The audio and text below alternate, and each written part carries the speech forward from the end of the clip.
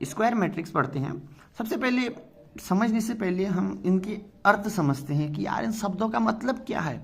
अगर ध्यान से देखो तो स्क्वायर का मतलब हम जानते हैं। अगर मैं क्या करता हूँ, फॉर एग्जांपल मैंने 4 लकड़ी के टुकड़े लिए,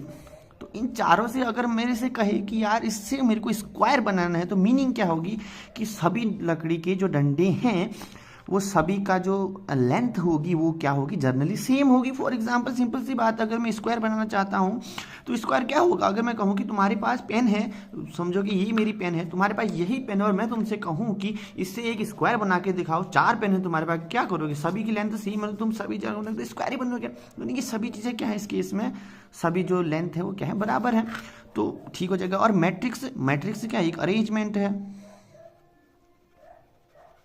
क्या है मैट्रिक्स का मतलब, तो अरेंजमेंट है ना। तुम्हारी मन की ना, तुम किसको भी अरेंजमेंट, तुमने कहा कि मैं ब्लैक पेन का अरेंजमेंट बनाना चाहता हूँ, तो ये भी एक मैट्रिक्स फॉर्म है, और इसको तुम्हें स्क्वायरिक फॉर्म में बनाते हो, क्या बन जाएगा, स्क्वायर मैट्रिक्स, यानी arrangement of this thing which are in स्क्वायरिक फॉर्म, लेकिन सेम। ओके, इसको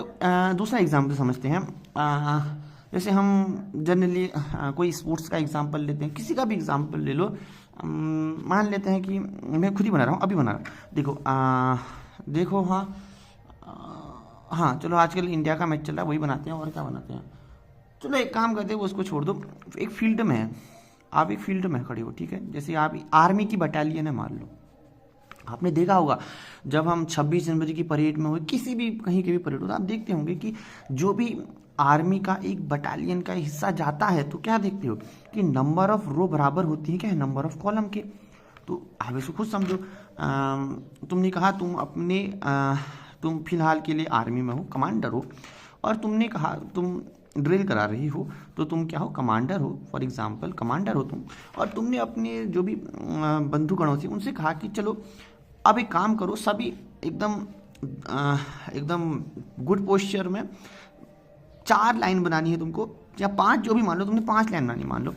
तो तुमने कहा कि 5 लाइन बनाओ, ठीक है, तो पहली लाइन बनी, दूसरी लाइन बनी, तीसरी लाइन, चौथी लाइन, 5, यानी 5 लाइन रो में बनाई तुमने। और तुमसे कहा कि हर लाइन में एक बंदा, सिंपल सी बात है, 5 लाइन होंगी तो पहला बंदा 5 ही होंगे। तुमने कहा कि इन 5 लाइन में भी पीछे की तरफ भी 5 ही बंदे होंगे, ठीक है, तो 1 बंदा, 2 बंदा, 3 बंदा, 4 बंदा, टोटल और 5 बंदे हो गए, यानी कि 4 बंदे और लगेंगे तो 5 बंदे हो गए। ध्यान से देखो, ये देखो, अब क्या हुआ कि ये तुम्हारी एक टुकड़ी बन गई, यानी ओवरऑल ध्यान से देखे तो तुम कमांडर हो, तुमने अपनी जो भी तुमसे नीचे लेवल के जो भी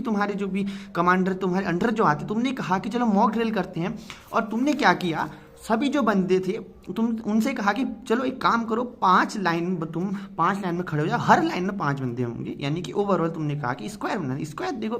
कैसे बन रहा है स्क्वायर, तुम देख सकते हो, अगर तुम कमांडर, तुम माना कि तुम उस कमांडर से ऊंचे लेवल के हो, अब तुम दूर से देखो कि कहोगे कि हाँ यार कुछ तो है जो एक स्क्वायरिक फॉर्म में है। स्क्वायरिक फॉर्म का कहने का मतलब है कि ध्यान से देखो, तो यहाँ पे क्या है, नंबर ऑफ रो बराबर है नंबर ऑफ कॉलम के, मतलब तुम जैसे जितना यहाँ जाओगे उतना है, तुम यहाँ जाओगे तो पाओगे कि तुम नंबर ऑफ यहाँ पे कितने हैं जो बंदे हैं वो सभी कितने बराबर हैं, कितने हो गए, 1 2 3 4 5, 1 2 3 4 5, ज़्यादा लिख दिया क्या, हाँ मतलब सॉरी, 1 2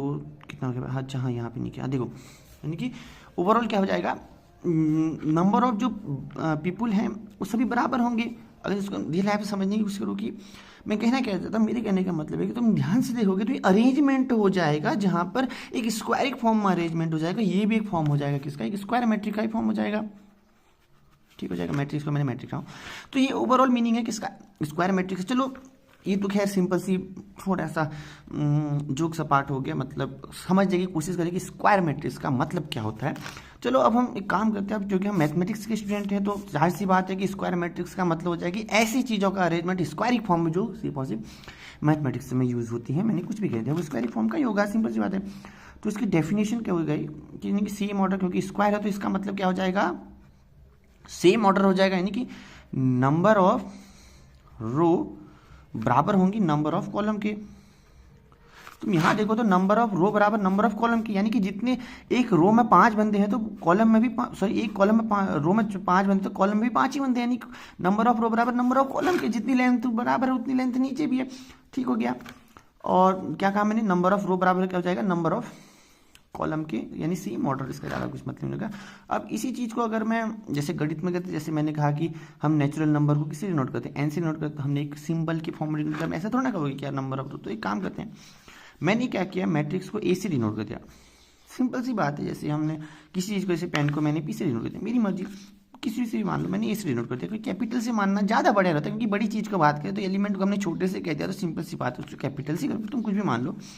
अब क्या करेंगे, सिंपल सी बात है, जर्नल फॉर्म आई जे होता है, ए आई जे, जनरल फॉर्म का मतलब जिसकी वजह से तुम कह सकते हो कि हाँ इसमें जो भी डालूंगा वो जर्नल उसी संबंधित आएगा। जैसे मैंने कहा कि अगर मैं n+2 डालूंगा तो जहाँ पर n की वैल्यू ग्रेटर देन 1 होगी तो हर केस में मेरे को 3 से ज़्यादा का नंबर मिल जाएगा। ठीक हो गया, तो यानी कि एक जर्नल फॉर्म हो जाएगा लिखने का, 3 से ज़्यादा का नंबर मैंने एक फॉर्म लिख दिया, ठीक हो गया। तो ओवरऑल जर्नल फॉर्म का मतलब हो गया कि तुम जैसे कि ज़्यादा से ज़्यादा चीज़, जिस चीज़ के बारे में बात करें कि जर्नल फॉर्म की बात करें, तो जर्नल फॉर्म को हम सिंपल समझ सकते हैं कि जैसे हमने कहा कि यार कोई पहाड़, जैसे मैंने इसका मान लिया, जैसे इवन नंबर का 2 होता है जनरल फॉर्म, यानी कि इस फॉर्म में जो भी नंबर है उसको हमने एक सिंपल छोटे से फॉर्म ले लिया, उसके अंदर सारे इवन नंबर कवर हो जाएंगे, वही जनरल फॉर्म कर, सारी चीज़ें कवर होगी, ठीक हो गया, कह सकते हैं समझने के। अब यानी जनरल फॉर्म लिख दिया। अब क्योंकि मैंने कहा कि यहाँ पर स्क्वायर मैट्रिक्स की बात करूँ तो सेम ऑर्डर होगा, तो इस केस में भी क्या होगा, सेम ऑर्डर, यानी कि एम, तो हमने पहले भी पढ़ा था कि अगर मैट्रिक्स की बात करूँ ए आई जे तो सिंपल m क्रॉस n होता है, क्योंकि अब मेरा m बराबर n हो गया तो मैं m की जगह n लिख सकता हूँ, तो m क्रॉस m हो गया।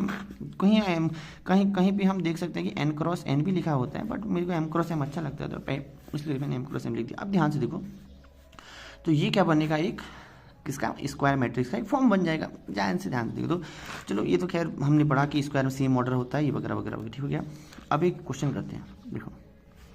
क्वेश्चन नंबर 1 करता हूँ मैं, हाइपोथेटिकल है। मैंने लिखा 2 3 4 5 x y z and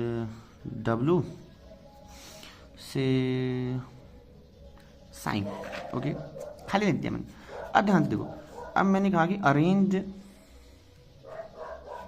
these number, कह रहा हूं मैं इनको, नंबर इन स्क्वायरिक फॉर्म, ओके, मैंने खाली रैंडम ही करा, मैं कह रहा हूँ कि इनको स्क्वायर फॉर्म में अरेंज करो। इस देखो कितने नंबर है, 3 3 6 3 9 है, तो 9 नंबर को स्क्वायरिक फॉर्म, नंबर ऑफ कॉलम का मतलब 3 रो 3 कॉलम बनेंगे। मैंने लिखा 2 3 4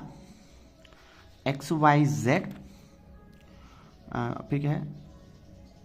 वो ज़्यादा हो गया क्या, अच्छा हाँ सॉरी, 5 x y हो गया और z ओमेगा 5। अब ध्यान से देखो, नंबर ऑफ रो बराबर नंबर ऑफ कॉलम, अगर इस अरेंजमेंट को मैं एक बक्से के अंदर बंद कर दूं तो ये बन जाएगा m क्रॉस n का order, sorry m cross m का ऑर्डर, यानी कि ओवरऑल क्या बना, स्क्वायर मैट्रिक्स जिसकी रो और कॉलम कितनी है, 3 क्रॉस 3, तो ये ओवरऑल क्या बनेगा, स्क्वायर मैट्रिक्स का फॉर्म, ठीक है, समझ रहे हो। तो यहाँ पे ध्यान से देखें तो यानी कि हमने एक स्क्वायर मैट्रिक्स को बना ली, ठीक है, क्या क्यों से बना ली, क्योंकि इसमें स्क्वायरिक फॉर्म में नंबर ऑफ रो बराबर है नंबर ऑफ कॉलम के, यानी कि हर इसमें भी 3 रो में 3 है तो कॉलम में भी 3 ही होंगे, इसी बात होगी। अब चलो एक हाइपोथेटिकल क्वेश्चन मैं तुम्हें देता हूँ, जरूर करना। मैंने कहा कि मेक ओन क्वेश्चन, मतलब मेरे कहने का मतलब है कि खुद से, तुमने अभी स्क्वायर मैट्रिक्स पढ़ी, जाहिर सी बात आपको समझ में आए, नहीं आए तो 2-3 बार देखना है। इसके बाद इसको पहले तो एक कॉपी पेन में खुद से समझाने की कोशिश करो, अगर समझ में आ रहा तो ठीक है। उसके बाद अपने मन से 2 से ज़्यादा, ठीक है, मोर देन 2 क्वेश्चन खुद बनाओ और उससे खुद के क्वेश्चन सॉल्व करो। मैं कुछ ये नहीं कह रहा हूँ कि तुम किसी चीज़ बनाओ, तो चाहे तुम अपने बाहर के सराउंडिंग के एरिया के देख के बनाओ, चाहे तुम गणित कुछ भी फॉर्मूले से बनाओ, कहीं से भी बनाओ, मैं ये नहीं कहता यार कितना हार्ड हो कितना सो, खुद का क्वेश्चन बनाओ, खुद का आंसर बनाओ, देखो कि क्या तुम सही हो क्या तुम गलत हो। तो मेरे कहने मतलब खुद की थिंकिंग डेवलप करो, ठीक है,